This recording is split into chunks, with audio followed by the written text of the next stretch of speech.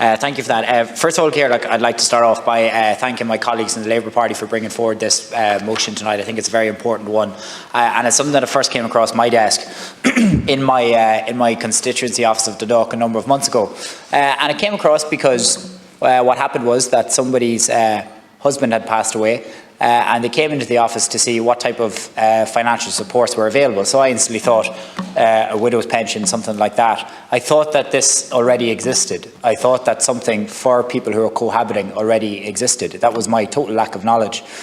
I've been a councillor for 6 years, a senator for 2 years, so I deal a lot with social protection queries, and I was amazed to see that this was an anomaly within the system itself, that there actually wasn't there. And that happens all the time in legislation, or that happens all the time kind of with social protection, where things come along, we notice that there's an anomaly or that there's a grey area, something for some reason or other falls through a crack, and then it's up to us as legislators, or indeed you, Minister, to try and rectify that and to fix that. So it was brought home to me then a number of months ago when this individual met with me in my constituency office.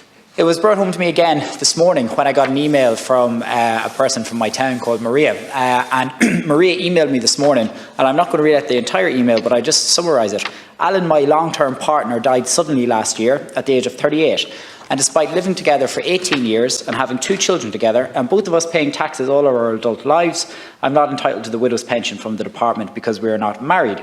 And quite rightly, she believes the law discriminates against cohabiting couples and doesn't reflect modern Irish society. Another point that she actually did make, which is true because, again, I deal with this at every stage of the day, that at every other stage throughout Alan and Maria's lives, whenever some sort of social protection query or whenever some sort of funding was going into the house, both of their incomes were assessed, despite them not being married.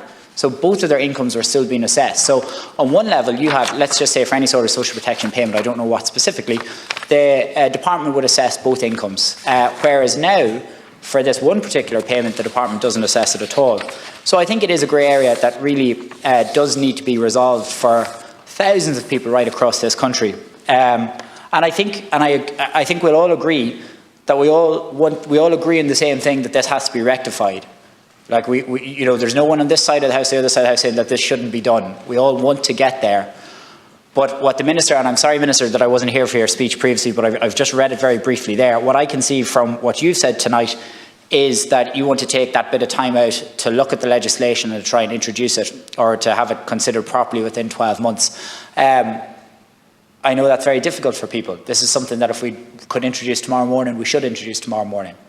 It really is. But one thing I do know, and I'm not saying this because Minister Humphreys is in my own party or my own ministry, I mean this sincerely. One thing I do know about Heather is that she really does stick to her word. And I have seen that time and time again in my working life with Heather and in this house.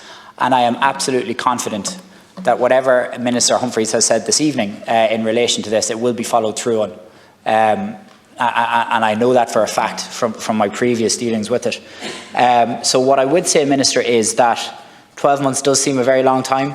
That can be very, very difficult for families here who've campaigned for this for so long. That can be very difficult for people like Maria, who lost her husband last year. But on the same time, we have to get it right, and we have to make sure it's done in the right way to get that support to those families that really deserve this payment. I don't know what the solution is, Minister, but from reading your remarks there, I'm happy to follow your lead on it. I know that you have the best interests of this particular issue at heart, and that's the point about this. We're all on the same page here, and we all want to get the best outcome, and we want to do it as soon as possible. The legislative process can be difficult, we all know that, but on the flip side, all of us were legislators here during COVID, and we saw how quickly legislation could come around if we really want to do that as a government. So I think this is a very important debate tonight, and I want to commend the Labour Party for bringing it forward. I think we're all absolutely on the same page. I know I certainly am. And the reason I'm on that page is because the experiences I've had with constituents coming into my office. And indeed, Maria's email this morning struck me particularly hard. The final thing about it is, and I'm 31 years of age, perhaps I'll be married in the next few years, who knows. But the point is, and not to make light of it, but the point about it is that more and more people in Irish society maybe aren't getting married. Do you know what I mean? It's kind of, 30 years ago in my parents' generation, it was natural to be married in your early 20s. If someone was to be married at that age now, you'd look at them like they've kind of, two heads, for want of a better word. I have no doubt that people of my generation, or even lower, as they get that older, will say, well, what's the point of actually getting married? What's the point of having a religious ceremony, for example, if you were going to get married? Stuff like that. So Irish society is changing. And I really think as we move on that less and less people, the concept of cohabiting just seems simpler and easier. So that's the way I believe Irish society is moving. And if you look at the concept of marriage over the last 20 or 30 years, that's very clear. And I think by introducing what the Labour Party are calling for tonight is recognising the movement of where Irish society is going. I think it is something we really should do. I really firmly do believe that. But I know you do as well, Minister. But I know you mean what you say, and I know you're inherently decent, and this is a strong thing to you. And finally, I have discussed this at depth with Paul, your special advisor, over the last number of weeks, and he's been very, very helpful with it and has reiterated your commitment to it. And we are in your hands, Minister, but we are relying on you to try and do your very best for this very important issue.